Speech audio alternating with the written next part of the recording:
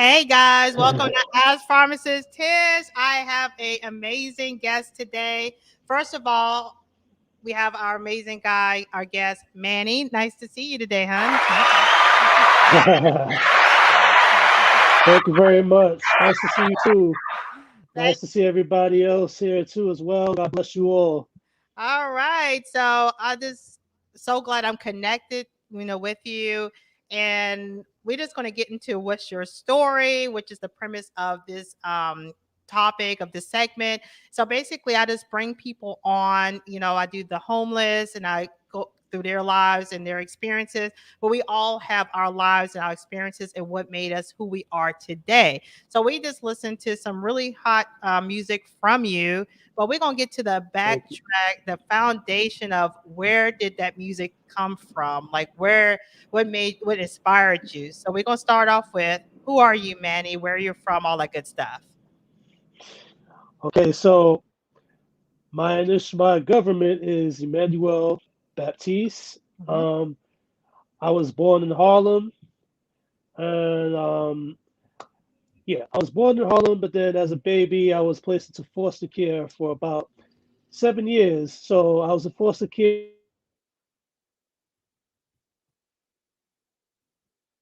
Uh oh, sorry, we have some technical difficulties. Hold on for 1 second. Manny, I'm not sure if you can hear me. yeah, about 9 siblings I have. And at the same time, there's we were all in foster care. The boys is about four of us, and girls is five. And so we were in foster care. We had different foster mothers, and so growing up was very tough for me. My foster mother, she was a good woman and Hmm. everything. So I went from like living in a stable household to foster care. She was a single mother. She had a son and a daughter, and they helped out, raise me and my brothers. And so like she did her best as far as to like steer us in the right path. We didn't in our house there was no cursing, there was no drinking, no smoking, strictly gospel music. I didn't know who Usher was or anybody. Like, Oh, really? yeah, Okay, no, I didn't know. first of all, how old are you approximately? Because you have like a really old soul to you, like a older spirit to you. But how old are you? 29. Okay, so you're very young. So you Yeah. were born and raised in Harlem, correct? Yes, born and raised in Harlem, but I'm gonna get there. I did a lot of moving around. Hmm.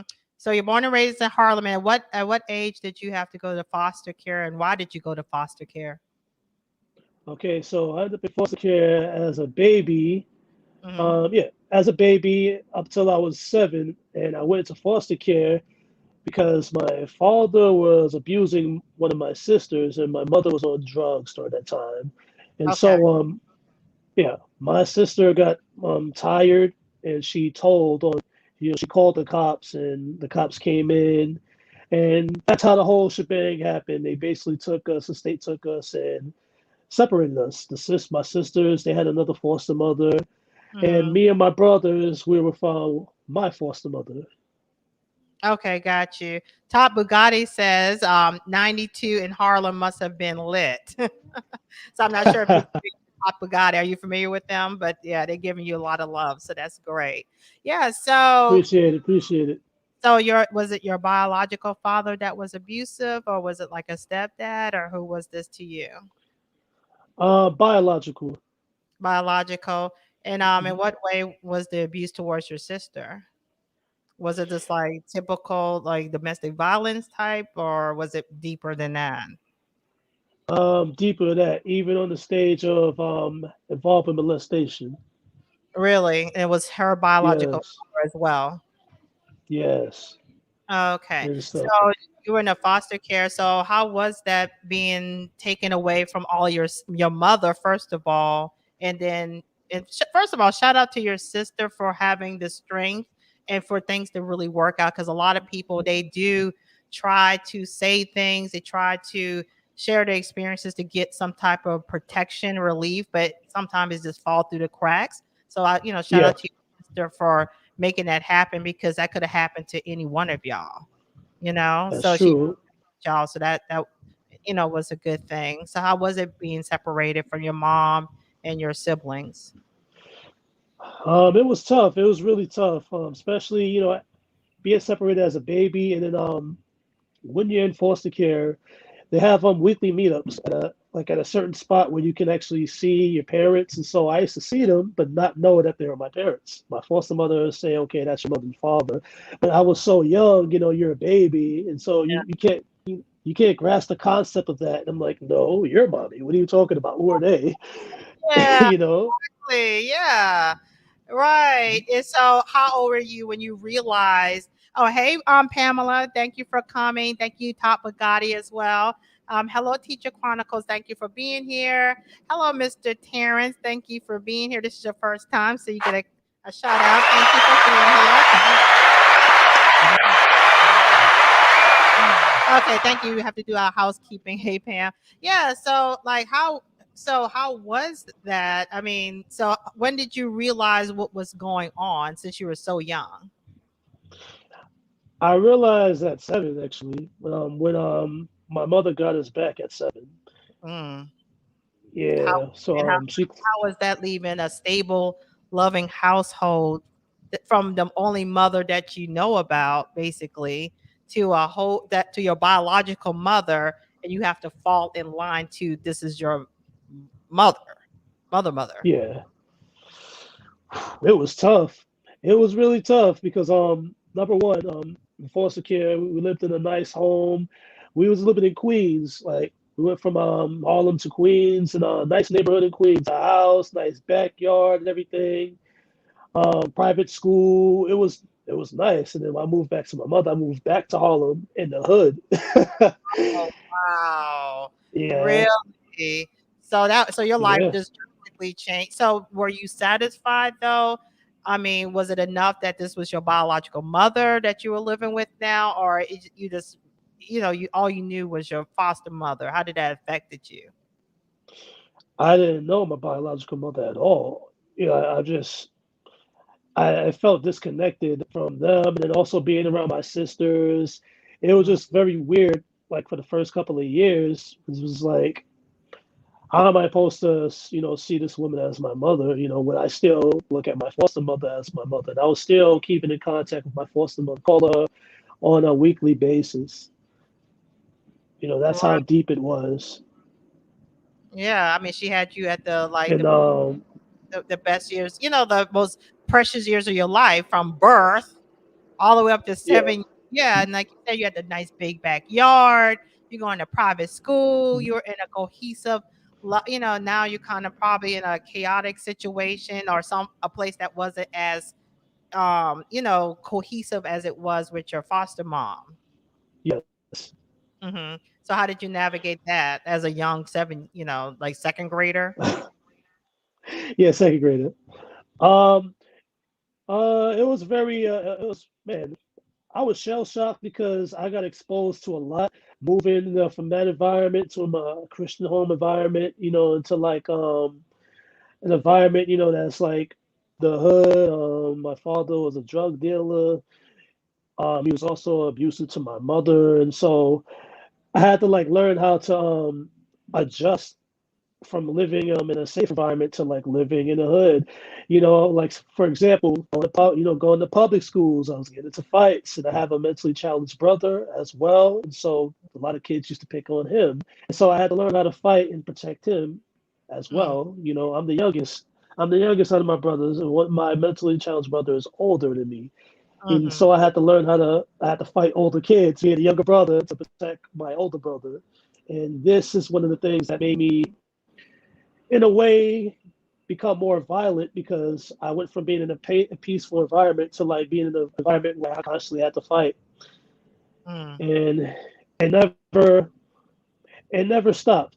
Ever since I moved with her, as a kid, Mhm. moving to Harlem and moving into the hood, you had to basically become tough. It was just Right. like you had to become a product of the environment, survival of the fittest. Right. So moving to towards like your teenage years where everything starts to transition, how was that for you? Like did you finish high school and everything or how was that? Yeah, by the grace of God, thanks be to God, I did finish high school, and I'm not gonna lie, I was close to dropping out of high school because I went through the struggle. Um, What struggle? Basically, so my father ended up getting arrested and deported back to Trinidad. I'm Trinidadian, by the way. Oh, okay, shout out to Trinidad. Yeah, Trinidad. That's some, I have some really good friends from Trinidad, so I love Trinidadians. Hey, Hey. yeah, So go ahead. yeah. So my father, yes, he got deported back to Trinidad, and so Hmm. we ended up homeless because everything we had was off of drug money. My father, he had a bodega and everything BMW. Like he wasn't just like your local drug dealer on the block. Like he was like literally like a drug dealer, but also using his money to support his business, as Hmm. well in different areas. So once he was out of the picture, we became homeless. Like we literally had to, sleep on the benches. We went to this place called the EAU. I don't know if it's still open, but like it's a place where you have to go and they basically put you into shelters. And there's all kinds of people in there. And so you can imagine, being in a place like that, saying, and shout out to my mother, being a strong woman to go through that, to be in a place like that and have, you know, 8 kids with you, sleeping So on you benches. you Yes. were homeless. At what age were you homeless at this point? Eight. 8. So you and 8 other siblings were homeless with your mom, Yes. and then you had a special needs brother. Yes. So at this point, Columbus Hill asked, and thank you for being here, Columbus Hill. He asked, why did they move you from a stable environment to total chaos? I have no idea. Even up to even up to now, I still don't know why. I believe as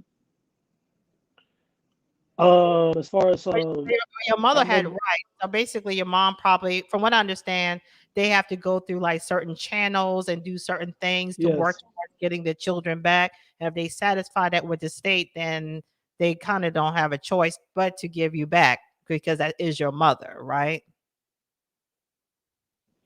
And she was, as I said, she did clean up and everything. And they didn't. I don't believe they knew. They didn't know anything about my father, what he was doing. So yeah, I believe that's why. Just state following protocol. Because at the end of the day, I'm still her. We're still her kids. Right. So how long were you homeless for?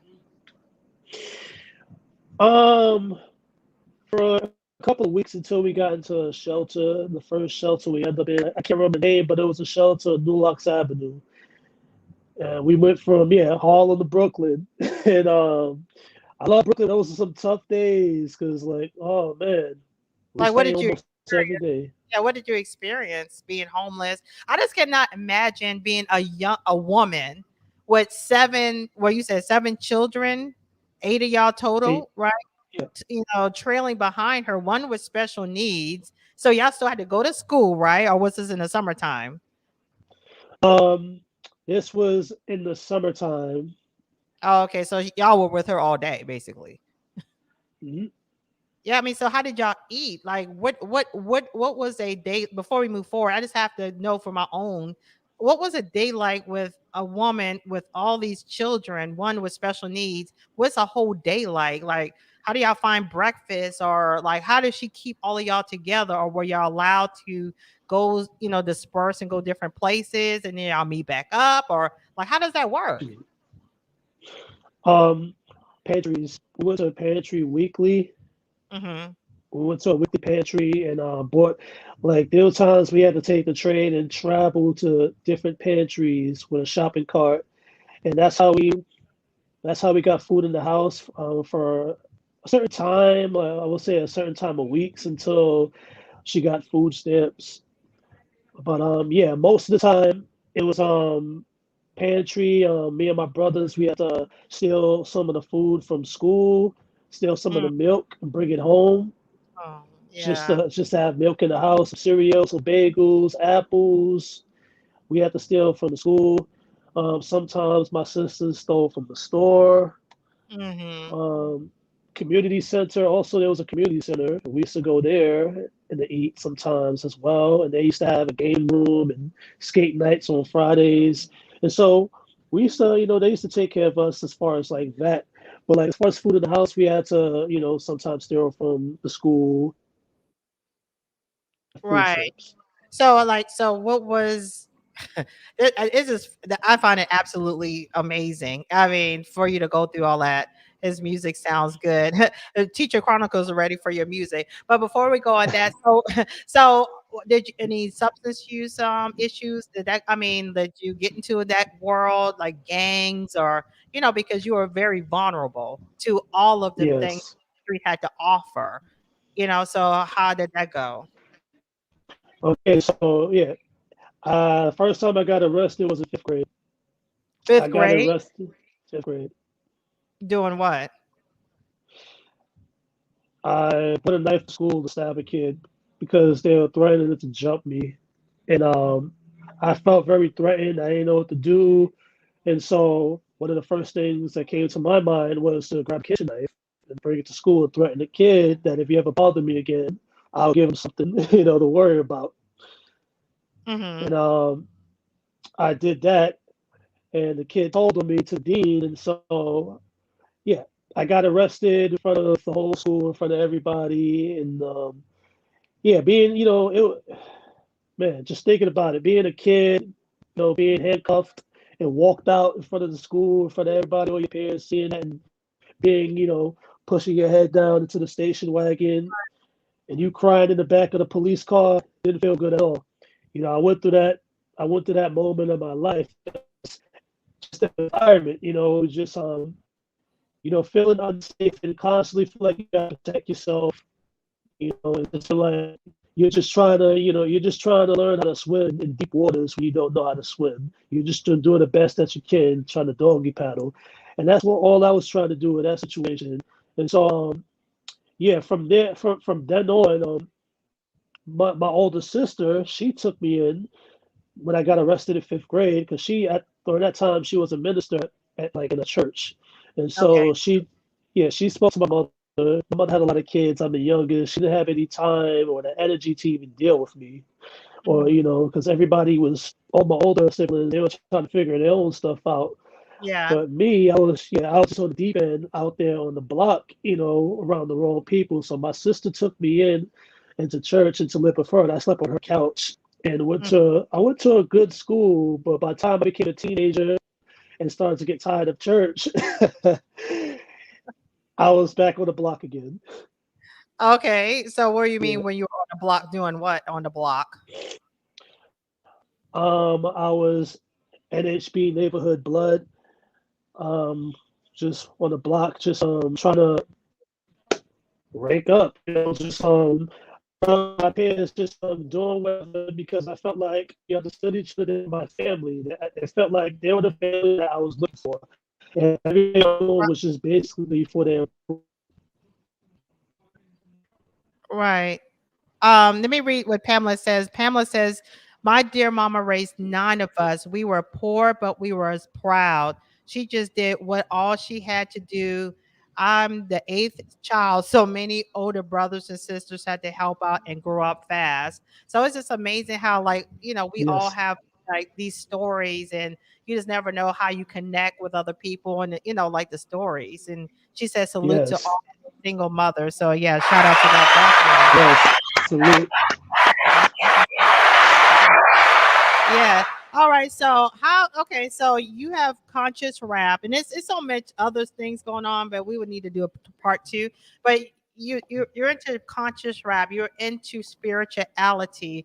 You went through literally, started off the world in hell, and you made Yes, how in the world did you go through? Sleeping on benches, being arrested as a fifth grader, probably having no choice to join a gang, having to feel like, you had to protect yourself. How did you go through all that trauma, all that childhood trauma, and all the things you witnessed that we haven't even had the chance to talk about to becoming a conscious rapper. But first, what's the difference to you between conscious rap and rap? Okay, so the difference between conscious rap and rap, conscious rap is a form of rap that relies on the message. Is its main focus is the message that's given to the audience. Everything that you put out as far as content and music as a message for somebody to hear, and it's supposed to connect with their mind and soul. Hmm. Rap, however, there's a message in rap, but most of the time when it comes to just rap, it's either we're talking about we're either talking about the streets as far as like money, great living, or you just try to party. And so rap can either be those two things. It got making fun music for party, you know, or you're just making music to expose your environment. But conscious music is strictly about a message. It's usually just the music that's given to the audience to trigger thought and provoke feelings with an art. Okay, so you're 29. You're very young, and to be honest with you, I mean, is conscious rap, is that even still like that's not really mainstream anymore like it used to be with like Common and who's another one? I can't think of another one. I know he's like a conscious rapper, or, Mos whatnot. Def, Talib Yeah, yeah, Kweli, yeah, yeah. that's what I was thinking about that. But I was gonna get the names all crossed up with that. I'll get tongue tied. Yeah. So, like, how did you pull yourself from about a bootstrap and still have all this deepness, all the spirituality and stuff like that? Like, where did you get that from? Um, well, I got to give glory to God, and I'm not just saying it like most rappers say at the award show. I got to give glory to God. No, I really Hmm. got to give glory to God because it's literally God was the person to, He was the one to literally change, change my life. And during Hmm. that moment, as I told you, I was at church with my sister, and I left. No matter where I went, I just always felt the presence of God and felt Hmm. His hand on my life, saying, "Come back to me." And I eventually ended up going back to church, or just seeking Him out and trying to get my life back in, back in order. And so it was through Him that I realized that there's more to this life and that I'm here for a reason. And so and it was through Him that I realized that I had the gift to even rap, because the first time I even learned how to rap, I started out doing gospel rap, just Okay. rapping about the goodness of God. Okay. So Yeah.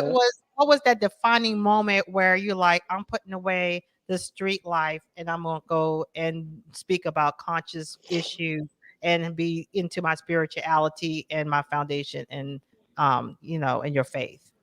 Well, usually it's like Okay. some kind of defining moment. Like, did you almost die, or it was just like you just woke up one day, or like what was it? Okay. It wasn't a near death experience.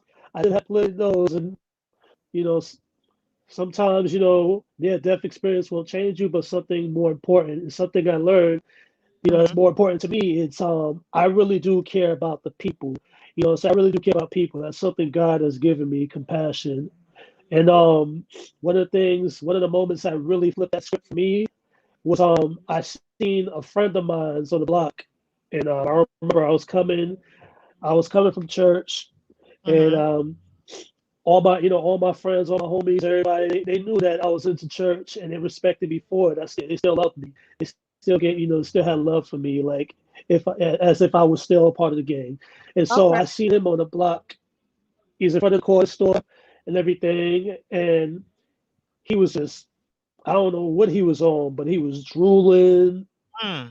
whatever he was on. I don't know, probably on a perk or something, but he was drooling, leaning on the glass in front of the deli. And I came up to him like, "Yo, what's up?" I came with my hand out. He came up to me and just hugged me Right. for at least 7 seconds. And I remember holding back tears. I was just like, it's making me a bit emotional right now.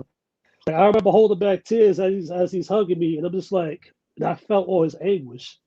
Mhm. I felt what he was feeling for some reason. I never felt that before in my entire life, but I felt his emotions being transferred to me, and it made me want to cry right there in the moment because I felt his pain. I'm like, yo, like, I'm like, it's me. I see him. Yeah, but if it was somebody else, what would somebody else think? They'll think that you see this young guy here, drooling, drugged up on the corner, and just judge him. But I understand. I understand his pain and where he's at, And that's why it made me want to rap about it. It made me, I instantly went home and I wrote a song about it.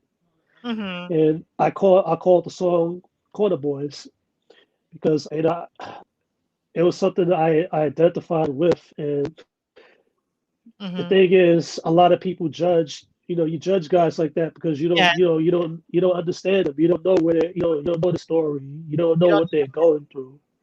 so you felt his pain, and Yeah, you absorbed his pain, and from that you knew your purpose. yeah. That you've discovered your purpose. So Mhm, before we go on, we're gonna play one of your songs for the audience mhm. to let them know. And that was, I mean, a lot of times God have you go through so much stuff. So whenever it's time for your purpose, you would be open. Like, before, if you Yeah, were great and perfect, you would not have understood his yes. you wouldn't have understood his pain, but yeah, I get what you're saying. So but the most important thing is you accepted the purpose. You accepted your assignment. And a lot of us ignore that. So I commend you for accepting your assignment. But we're gonna look at your I don't know. Can we cue up the other one? The one now is this the one with the slave? That On one? the face page. Yeah, I want about that one, then we're gonna go into the freestyle. Go ahead. Okay.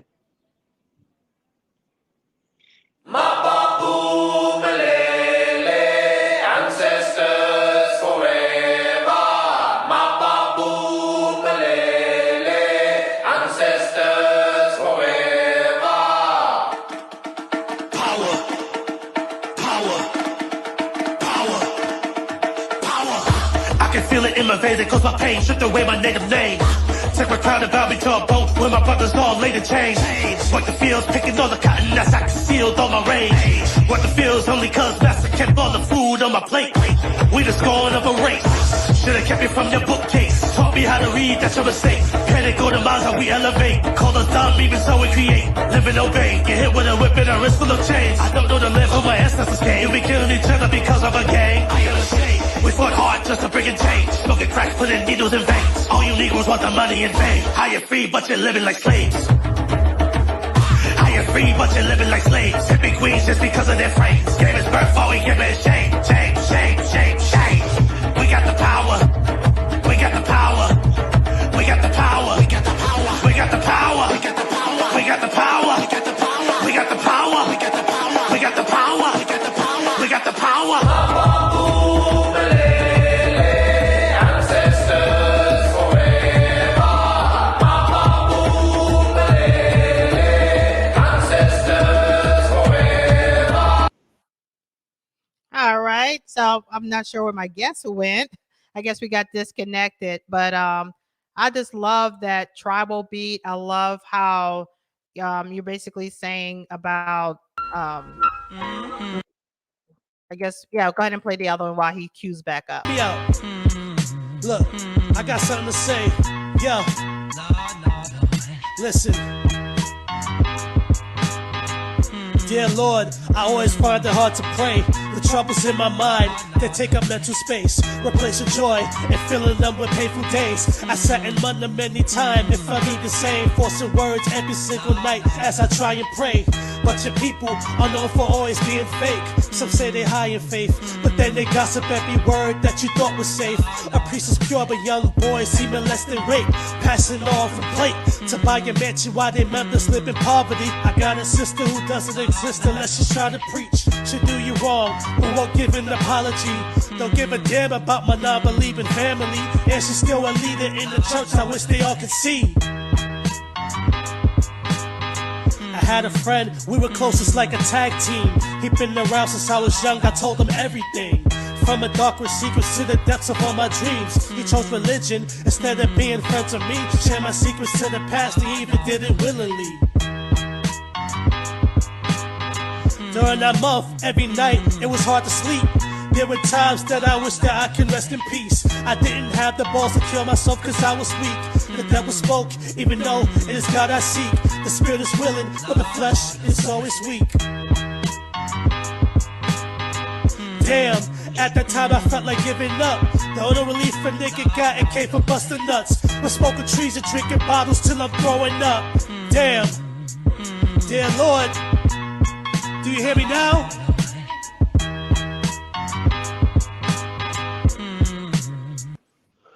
All right. So yeah, Pamela says she loved it, loved the beat, loved the drums. I mean, first of all, you okay, and I want to thank Top Bugatti. Thank you so much.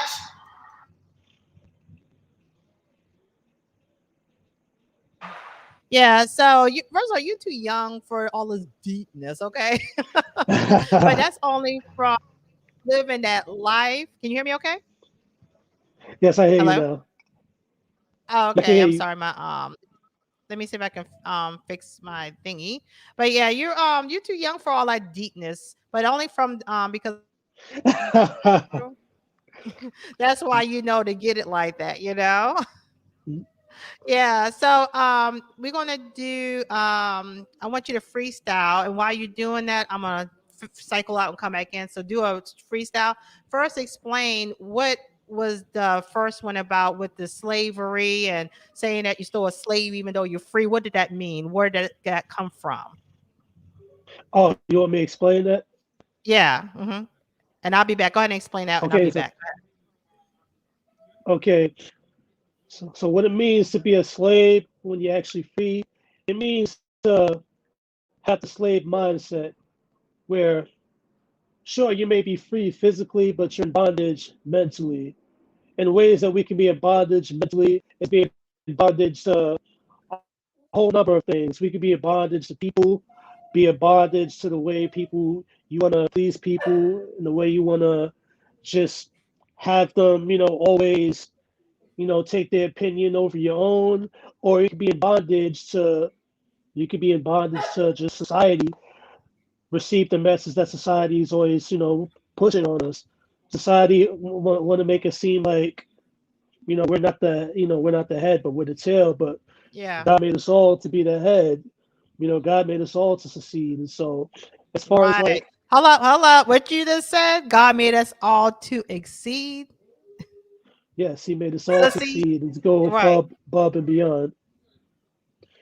And that's what I'm saying. Like, it's a slave mentality where you see yourself as less because society makes you look at all these celebrities and everybody else. They got this going on.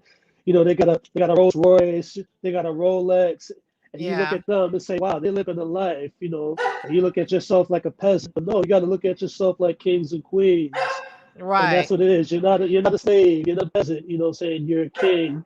You're a queen. Right. So go ahead and give us something real quick. Go ahead and give us something good and tell us and then tell us what it's about. What's up? Come Okay, on. so Come on. I'm gonna give you some based off of what I said before. The Uh-huh. first the first rhyme I wrote when I seen my friend on the corner. Mm-hmm. All right, so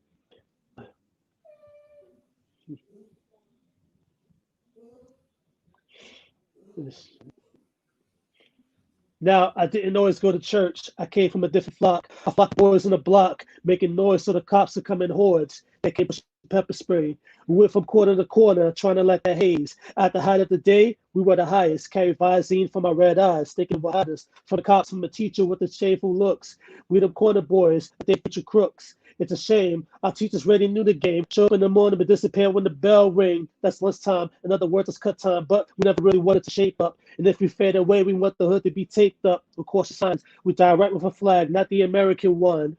Nah, but one of ganglands. We them corner boys. We had different plans, and it was a college trying to attain higher knowledge. We let the girls do the quick step just to get another fast girl on the hit list and brag about it. Cause real men keep the body count beside the mountain. Yet we love our woman. We quit to call her a B, but yet we love a woman. She had to be from the streets. That's my kind of woman.